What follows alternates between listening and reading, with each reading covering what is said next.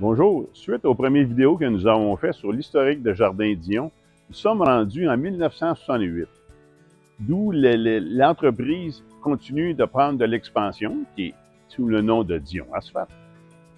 Prenait tellement d'expansion avec leur contrat, l'acquisition d'équipements, machinerie, qui faisait en sorte que c'est un beau problème, mais l'espace à Sainte-Thérèse devenait trop petit. Alors, la chance qu'ils ont eue d'avoir l'opportunité d'acheter un grand terrain avec des entrepôts, un garage de mécanique à Boisbriand, était vraiment une belle acquisition qu'ils ont fait en 1968. L'entreprise qui avait cet entrepôt et ce terrain était O'Connell Excavation, qui avait construit dans les années 60 l'autoroute 15.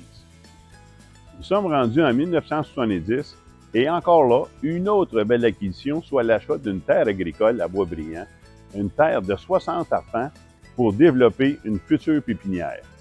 La production en arbres, arbustes, conifères a vu le jour dans ces années-là pour subvenir aux besoins des contrats d'aménagement paysager et du futur centre de jardin à Sainte-Thérèse. Nous sommes rendus en 1976.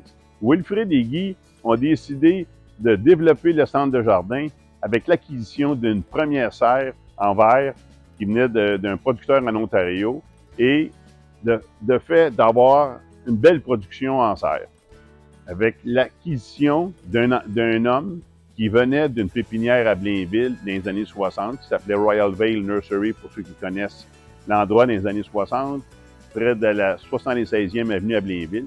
Il y avait à l'époque une pépinière.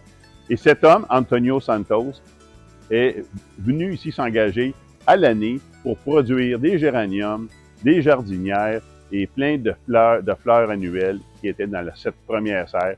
Donc, pour nous, c'était une belle amorce pour le développement du centre de jardin.